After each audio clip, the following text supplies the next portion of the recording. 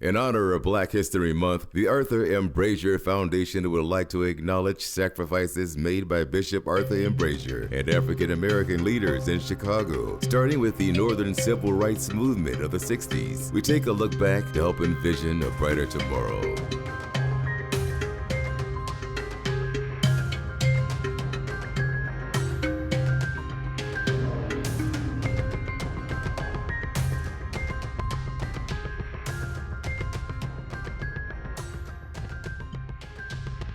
When I came to Chicago in 1964, Saul Alinsky was organizing in the Woodlawn community to stop the encroachment of the university and taking people's property. Bishop Brazier was leading that fight, and I was working next year as an organizer for Dr. King. Bishop Brazier embraced me and my family and nurtured me, so my relation with him is quite personal because of his warm embrace, his maturity. When Dr. King came to Chicago, the minister closed doors in his face and locked him out. Reverend Brazier invited Dr. King to Chicago and walked with him. It's easy to love Dr. King, the martyr who's dead, but reject him, the martyr, when he's alive. He embraced Dr. King, the martyr, and Dr. King, the martyr.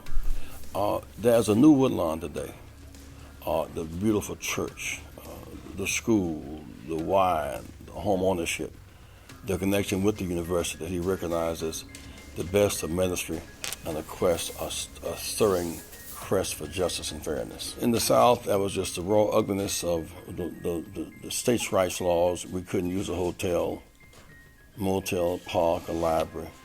Here we were locked into closed housing, locked into blockbusting, locked into overcrowded schools, denied our share of employment, our share of business development. We in the North, we were under occupation. And then beyond occupation, there was the attempt to begin to shuttle us around by neighborhood and take away our properties. And so that movement required a sense of racial justice and gender equality and political fairness. We got the right to vote in the South, but we had to apply it in Chicago. Dr. Brazier led that.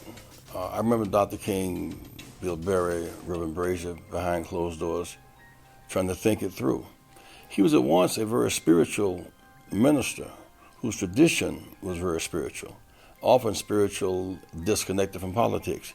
He pulled his whole denomination with him, because at first there was rebellion against him within his own denomination, because there was a kind of internalizing of what's spiritual and what's carnal.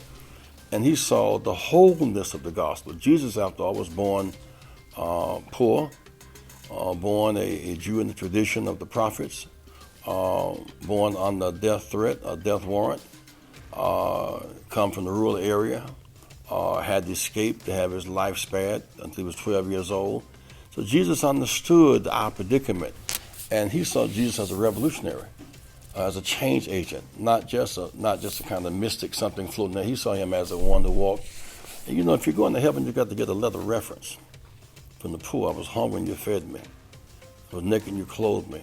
And I was in prison and you visited me. Dr. Brazier got that reference from poor people that you get from scriptural understanding. The legacy lives on. Connect with us as we celebrate and continue the work of our leaders.